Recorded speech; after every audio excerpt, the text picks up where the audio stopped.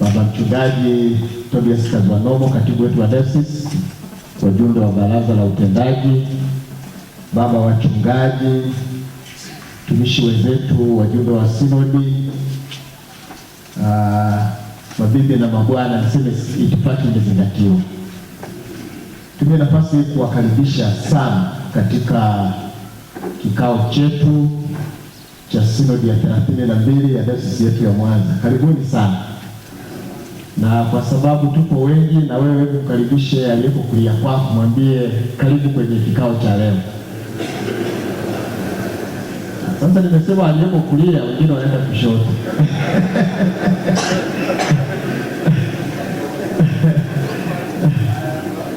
Tunayo furaha kubwa sana kuwa pamoja na ninyi. Tunamshukuru Mungu kwamba ametusaidia katika safari zetu, na hasa tangu tulipoachana katika sinodi ya mwaka jana 17 na 18 Januari pale Makongoro. Kwa neema ya Mungu ametuleta leo. Tunashukuru kwa neema yake hiyo kubwa kwetu.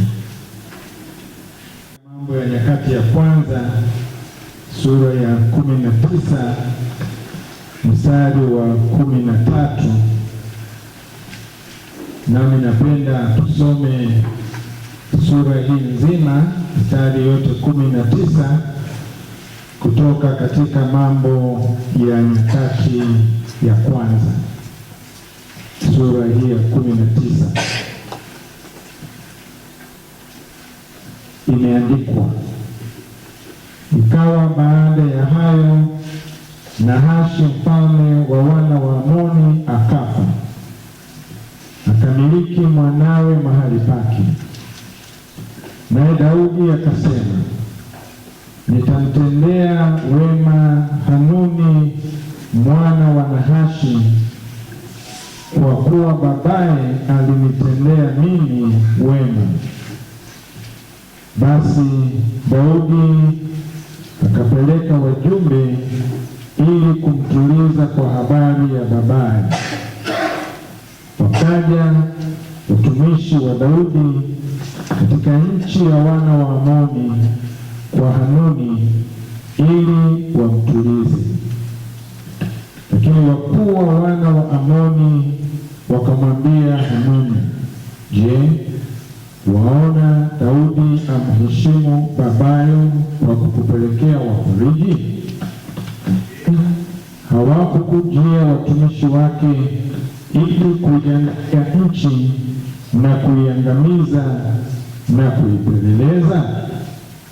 Basi Hanuni akawatwaa wale watumishi wa Daudi, akawanyoa, akawakatia nguo zao katikati hata matakoni, akawatoa waende zao.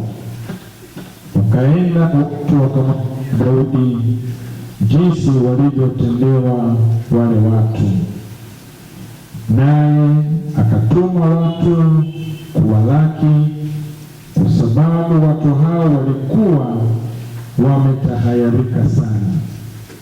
Mfalme akasema, ngojeni Yeriko hata mtakapoota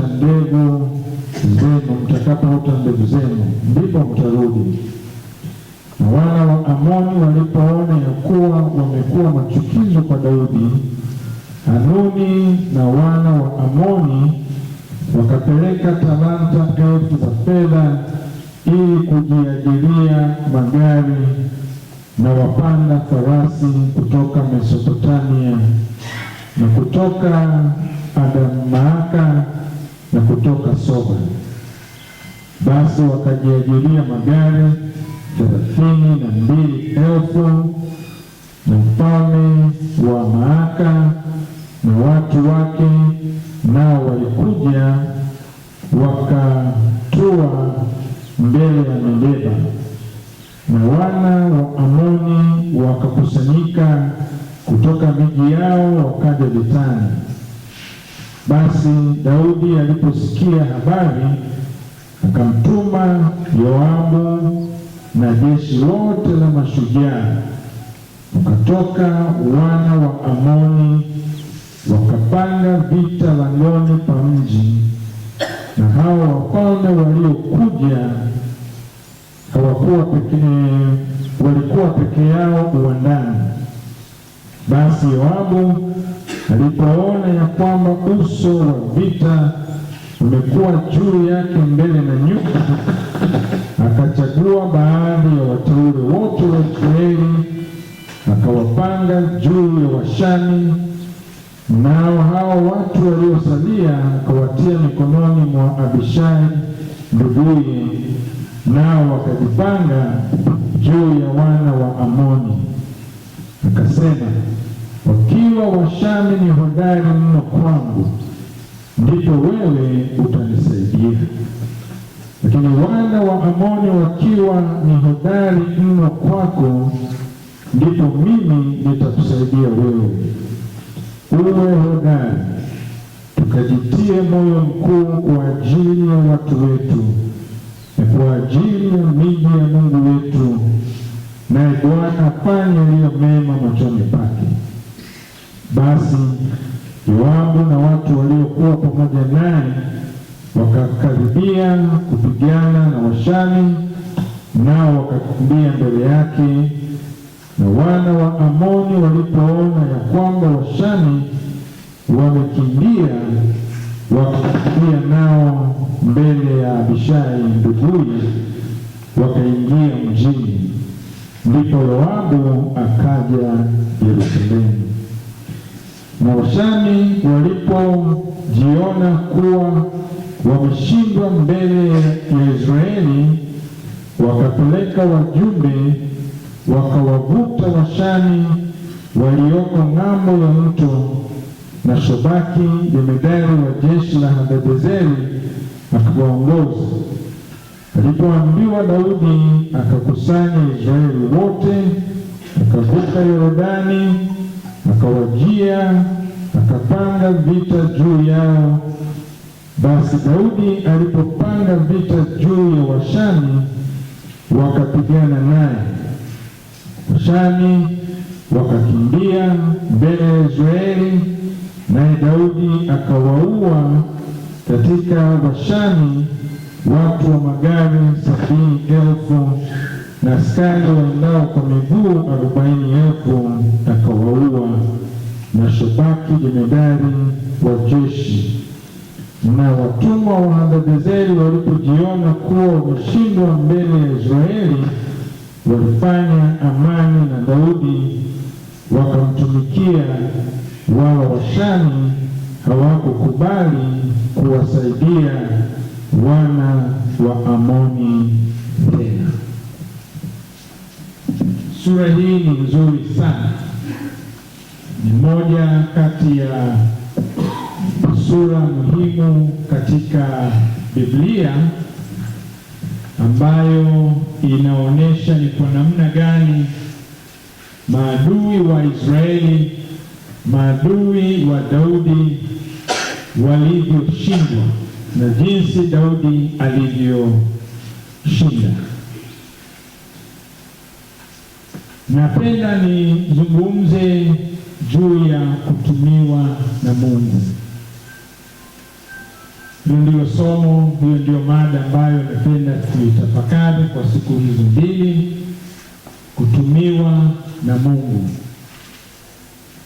Namshawishi kila mmoja tukubali kutumiwa na Mungu. Tukubali kutumiwa na Mungu. Ndio kile jirani yako mwambie, kubali kutumiwa na Mungu. Tukubali kutumiwa na nani? Na Mungu. Sasa iwapo kila mmoja atakubali kutumiwa na Mungu, ni lazima tuangalie maandalizi yetu, mapambano yetu na matokeo yetu. Hakuna mtu anayemtumikia Mungu bila maandalizi. Hakuna mtu anayemtumikia Mungu bila kuwa na mapambano, na hakuna mtu anayekubali kumtumikia Mungu bila kuwa na matokeo. Kwa hiyo kuna maandalizi. Namna gani unaandaliwa?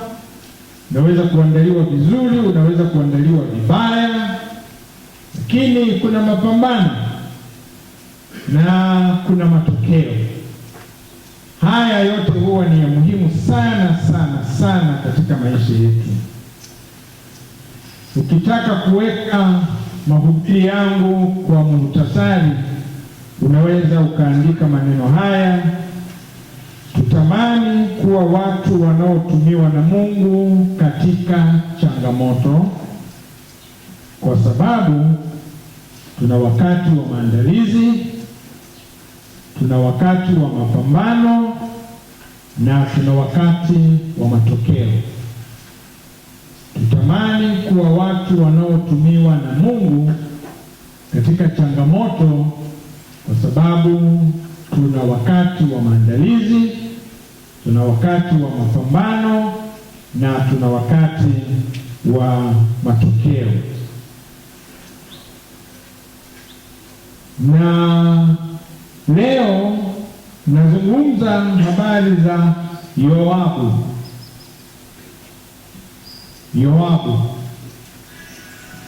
Wale ambao wamesoma historia ya maisha ya Daudi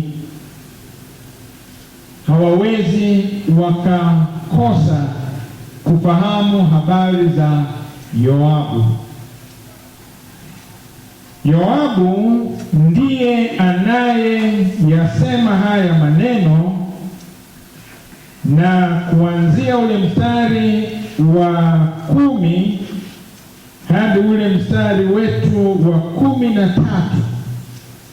aliyeyasema hayo maneno ni Yoabu. Na wanaofahamu Yoabu hakuwa mtu mzuri sana. Yoabu alikuwa ni katili. Kama kuna watu waovu katika Agano la Kale, na Yoabu pia vile vile ni mmoja wao. Hakufanya vizuri sana, na leo nitatumia nafasi kubwa kuzungumza habari hizo za Yoabu. Daudi amewekwa kuwa mfalme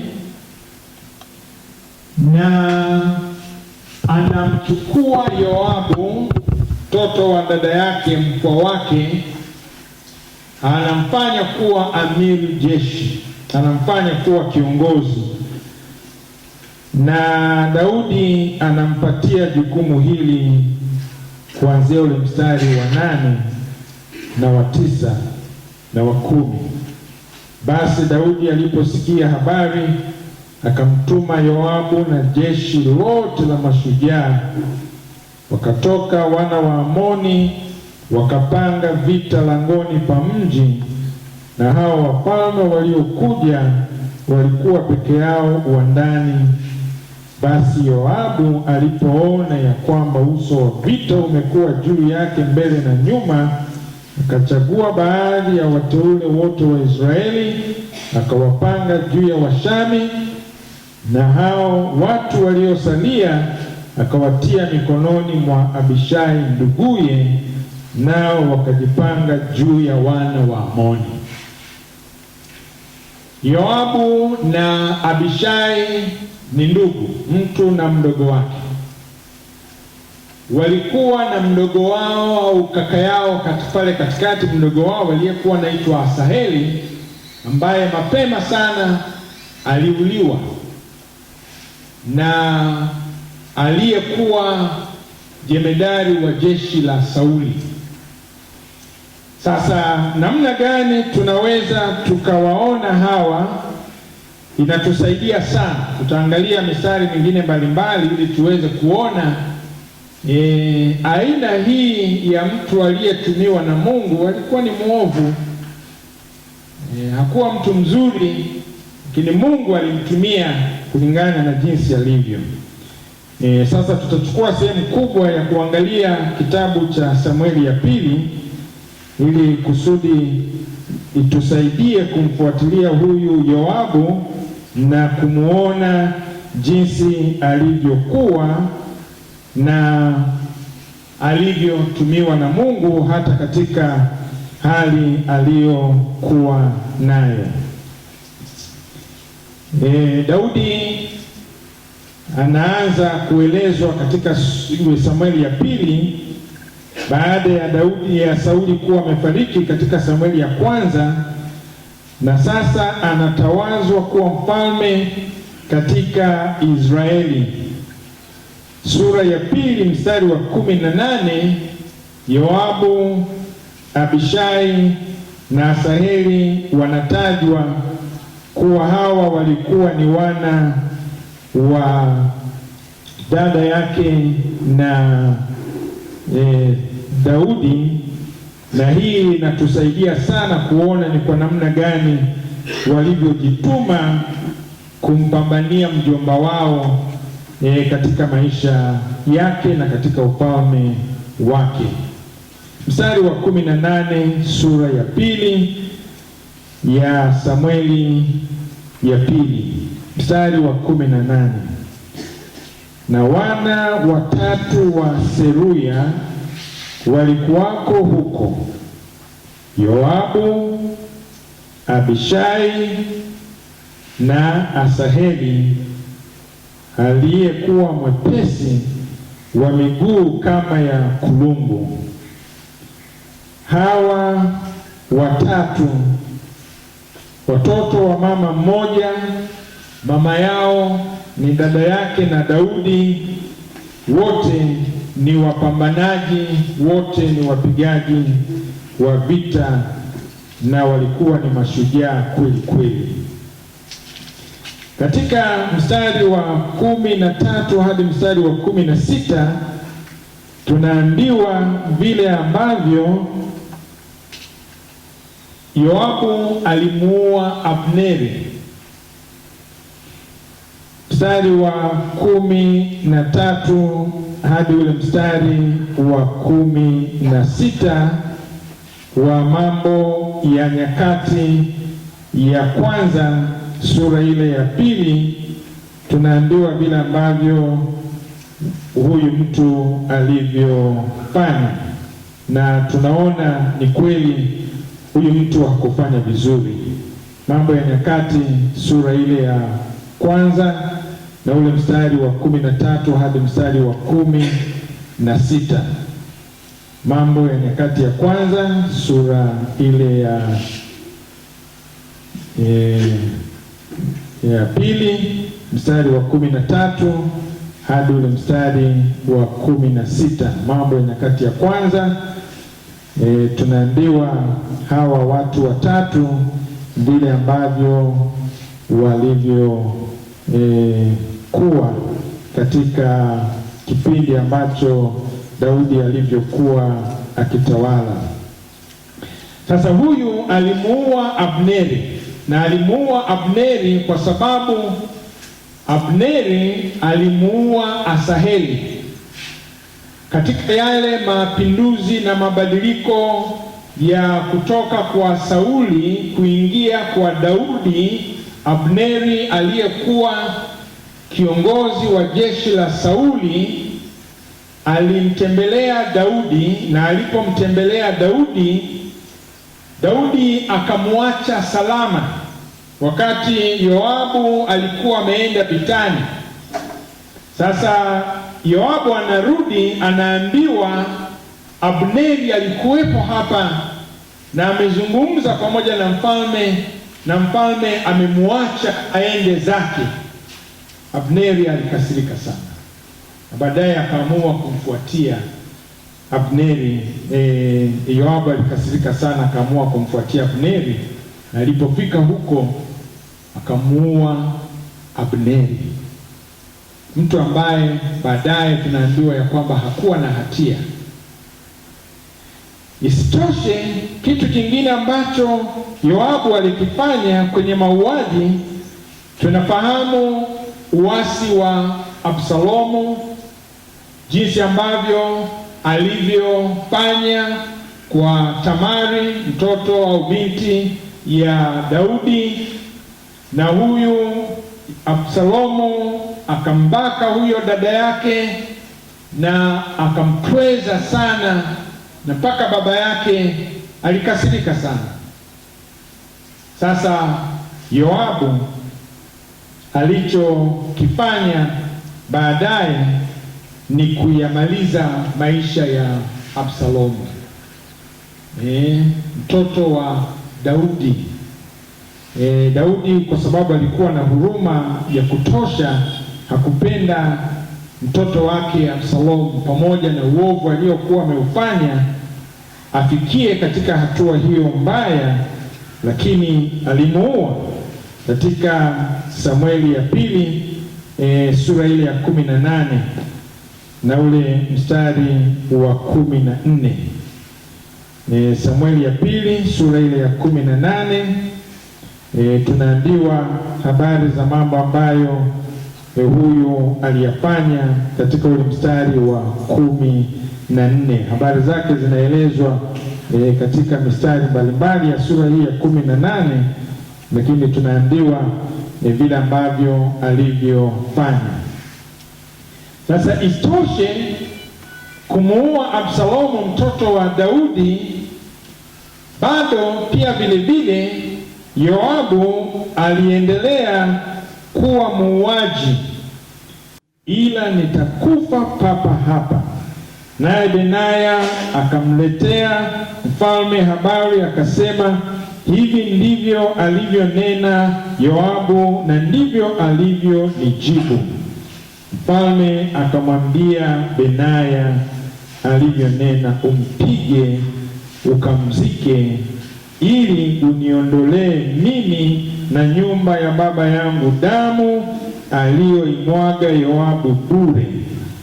Naye Bwana atamrudishia damu yake kichwani pake mwenyewe, kwa kuwa aliwapiga watu wawili wenye haki na wema kuliko yeye, akawaua kwa upanga, wala baba yangu Daudi hakujua habari hiyo, yaani Abneri mwana wa Neri, jemedari wa jeshi la Israeli, na Amasa mwana wa Yetheri, jemedari wa jeshi la Yuda. Hivyo damu yao itarudi kichwani pa Yoabu na kichwani pa wazao wake, na kuendelea. Sasa ukiangalia yule ambaye anatutia moyo na kutuambia hayo maneno tunayoyasoma, yani kwa kweli tunaweza tukasema hafai. Ni mtu ambaye amefanya mabaya, ni mtu ambaye amefanya maovu, ni mtu ambaye hajafanya mazuri hata kidogo. Hebu tuangalie neema ya Mungu katika maisha yetu, jinsi Mungu wetu anavyotutumia. Hebu jiangalie wewe, una uzuri gani hata Mungu akuchague kumtumikia? Una mambo gani mazuri ambayo umeyafanya katika maisha yako, ambayo umemshawishi Mungu akutumie wewe ufanye yale mambo ambayo unaweza ukayafanya? Jipime, jiangalie, jichunguze. Wale ambao huwa tunafanya hivyo kila siku, tunaona ni neema tu ya Mungu ambayo inatufanya tuwe jinsi tulivyo katika maisha yetu. Hatuna uzuri wowote ambao unaweza ukamfanya Mungu akutumie.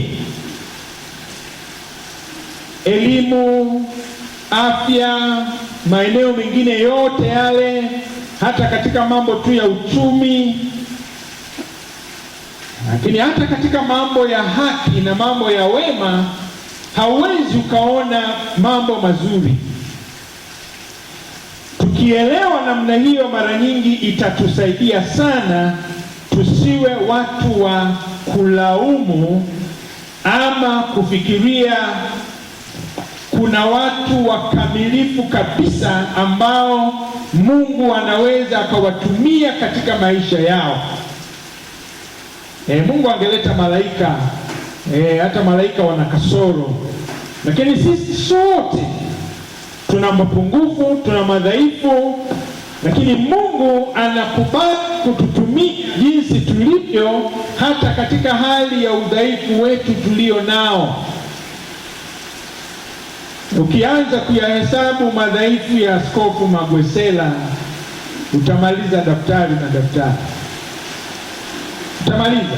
Kwa wale ambao wameishi pamoja na mimi tangu mwaka wa 81 nilipoanza kumtumikia Mungu, wataona yale ambayo nimeyafanya katika maisha yangu. Kwa hiyo wataona, watahesabu mapungufu. Sasa ukilemea tu katika upande wa mapungufu, yaani sijui utampata nani ambaye anaweza kuwa mkamilifu asiyeweza kulaumiwa. Lakini Mungu alikubali kumtumia Yoabu pamoja na uchafu aliokuwa nao, pamoja na udhaifu aliokuwa nao, ili kuleta ushindi kwa taifa la Israeli, kuleta nafuu kwa taifa la Israeli, kitu ambacho kitutie moyo katika yale maneno ambayo Yoabu anayasema. Ule mstari wa 13 wa Mambo ya Nyakati ya Kwanza sura ile ya 19 anasema, kwa ajili ya watu wetu na kwa ajili ya miji ya nani? Ya Mungu wetu. Sisi tunamtumikia Mungu na tumekubali kumtumikia Mungu kwa ajili ya watu wa nani? Wa Mungu, na kwa ajili ya miji ya nani? Ya Mungu wetu. Mungu wetu sisi ana miji katika African Church Tanzania. Haya makanisa ya mtaa tulio nayo haya ni miji hiyo ambayo Mungu wetu ametupatia sisi, na kama amekuweka wewe katika kanisa la mtaa, amekupatia huo mji. Kama amekuweka katika pastoreti, amekupatia huo nini? Mji. Na kwa sababu hiyo tunapomtumikia Mungu, tunamtumikia Mungu kuwapigania watu wetu na miji ya nani? Ya Mungu wetu. Hatuna uzuri wowote, hatuna uzuri wowote, hatuna ukamilifu wowote, lakini Mungu yuko radhi kututumia kama jinsi tulivyo wadhaifu. Ushindi unapopatikana, matokeo yanapokuwa mazuri, sifa na utukufu zinaenda kwa nani? Kwa Mungu, sio kwetu tena, kwa sababu sisi ni vyombo tu ambao tunakubali Mungu afanye nini? Atutumie kama jinsi anavyopenda yeye mwenyewe. Kwa hiyo leo tunapoanza, ni msihi kila mmoja tukubali kutumiwa na nani? Na Mungu. Tukubali kutumiwa na Mungu. Vivyo hivyo tukubali Mungu amtumie yeyote yule. Tukubali Mungu amtumie nani? Yeyote yule. Awe na mapungufu yake, sisi tukubali Mungu afanye nini?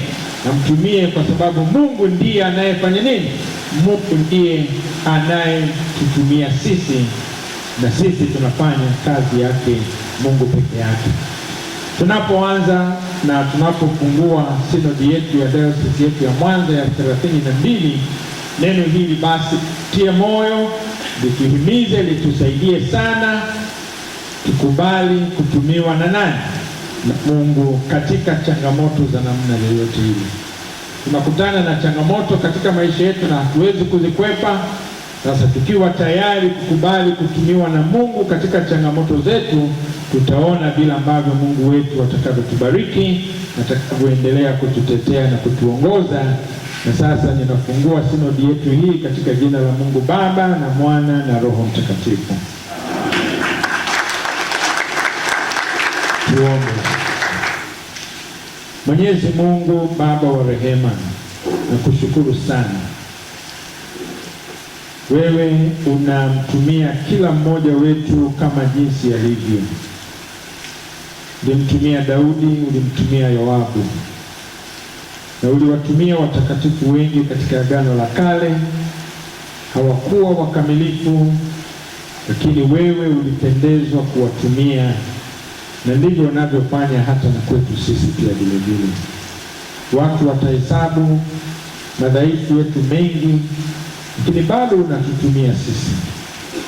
Na kuomba utusaidie kunyenyekea na kutambua ya kwamba hii ni kazi yako, na umetupa sisi kwa wakati wetu tufanye kwa ajili ya watu wako na kwa ajili ya miji yako. Naomba Mungu wetu wa mbinguni utaendelea kututumia na utatuongoza na utatusaidia na utatufanikisha katika yote. Tubariki, tutie nguvu na utuongoze tunapoketi, tunapokuwepo hapa. Naombea huduma zote utazibariki, na hata kikao chetu hiki kitakuwa cha baraka, katika jina la Yesu Kristo aliye Bwana na Mwokozi wetu.